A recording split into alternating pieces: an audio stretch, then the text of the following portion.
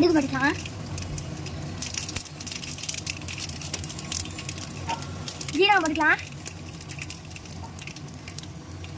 வெங்காயம் போட்டுக்கலாம். குட்டி குட்டியாக கட் பண்ண கருவேப்பிலை போட்டுக்கலாம். வதக்கிக்கலாம். மஞ்சள் பொடி போட்டுக்கலாம். 1.5 ஸ்பூன் மிளகாய் பொடி போட்டுக்கலாம்.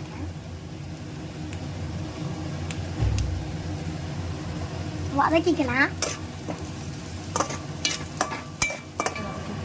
பச்சாசை போட்டு வதக்கலாம்.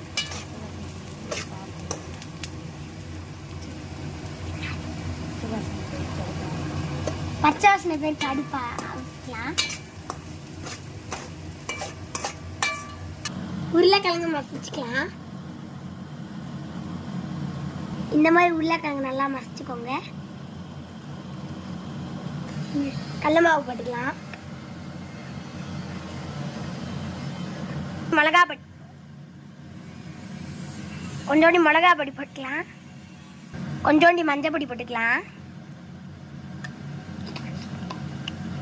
தேவையான அளவுக்கு உப்பு போட்டுக்கலாம்.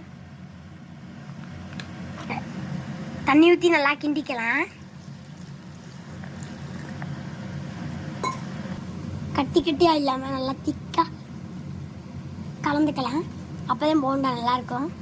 மாவு மிக்ஸ் பண்ணுறக்குள்ளேயும் இந்த வெங்காயம் நல்லா ஆறிடுச்சு. மசிச்ச உருளைக்கிழங்கு இதில் போட்டுக்கலாம். மசாலாவுக்கு தேவையான அளவு உப்பு போட்டுக்கலாம். கொஞ்சோண்டி மல்லித்தலை போட்டுக்கலாம். நல்லா மிக்ஸ் பண்ணிக்கலாம். இந்த மாதிரி நல்லா மிக்ஸ் பண்ணிக்கலாம். உப்பு கரெக்டாக இருக்கான்னு பார்த்துக்கலாம். அடுத்து இந்த மாதிரி குட்டி குட்டி பால்ஸாக உருண்டை பண்ணிக்கலாம். இந்த மாதிரி நல்லா பண்ணிக்கலாம். உருட்டி வச்ச உருளைக்கிழங்க மாவுக்குள்ளே போட்டுக்கலாம்.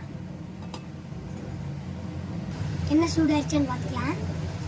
ரொம்ப சூடாயிடுச்சு. எண்ணெய் சூடாயிடுச்சு. இப்போ இந்த உருளைக்கிழங்கு எடுத்து அதுக்குள்ளே போட்டுக்கலாம்.